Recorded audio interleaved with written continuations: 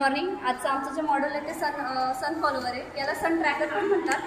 याचा यूज असा आहे की आजच्या काळात आपण बघतोय की घरात सगळ्यांच्या टेरेसवर आपण सोलार पॅनल्स बघतोय. पण ते सोलार पॅनलचं एक ऑब्झर्वेशन तुम्ही केलंय का? ते सोलार पॅनल नेहमी एकच अँगलला सेट असतात किंवा कॉन्स्टंट असतात, ते मुव्हेबल नसतात. त्याच्यामुळे जर सन, आता ही सोलार पॅनल आहे, हे सन आहे, जर सन असा राहिला तेव्हाच तर त्याची एनर्जी कॅचअप करेल. पण जेव्हा सन असा होऊन जाईल तेव्हा त्याची एनर्जी आपल्याला थोड्या प्रमाणात ती वेस्ट का होईना पण ती वेस्टच होईल.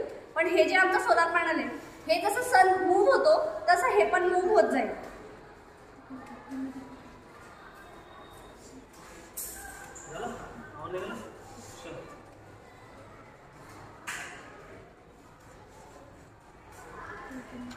याचा फायदा असा आहे की पुढे जाऊन आपल्याला जे प्रीपेड मीटर्स येणार आहेत त्याला आपल्याला खूप जास्त कॉस्ट लागणार आहे.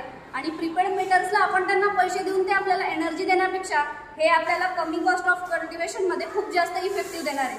सध्याच्या एआयच्या काळात आपल्याला खूप शॉर्ट टाइम पिरियडमध्ये खूप मोठ्या इफेक्टिव्ह गोष्टी हव्या असतात. तर हे शॉर्ट टाइम पिरियडमध्ये खूप आपल्याला इफेक्टिव्ह गोष्टी देऊ शकतं. आणि खेडेगावात सध्या लोडशेडिंगचा खूप जास्त प्रॉब्लेम्स असल्यामुळे आणि मिडल क्लास लोकांना एवढं सगळं बजेट खूप हेवी असतं, खूप फ्रस्ट्रेशन असतं. त्याच्यामुळे हा जो आमचा प्रोजेक्ट आहे याचा मोटिव्ह असा आहे की सन एनर्जी जी वेस्ट जाते तिला वेस्ट न होऊ देता तिचा यूज कसा करता येईल आणि हिचा फायदा या प्रीपेड मीटर्सपासून आपल्याला थोडं का होईना पण आपलं ते फ्रस्ट्रेशन, टेन्शन, स्ट्रेस जे आहे ते कमी प्रमाणात होईल आणि याचा यूज खूप चांगल्या पद्धतीने होऊ शकतो. आता तर ही फक्त आमची छोटी संकल्पना आहे. याच्यात थोडेफार वर्किंग झाल्यानंतर किंवा इम्प्रूव्हमेंट झाल्यानंतर जेव्हा हे मोठं होईल तेव्हा याच्यात खूप जास्त सेन्सिंग पॉवर आणि याचा जे रेस पॉवर आहे किंवा स्टोरेज पॉवर आहे हे खूप जास्त वाढू शकतो.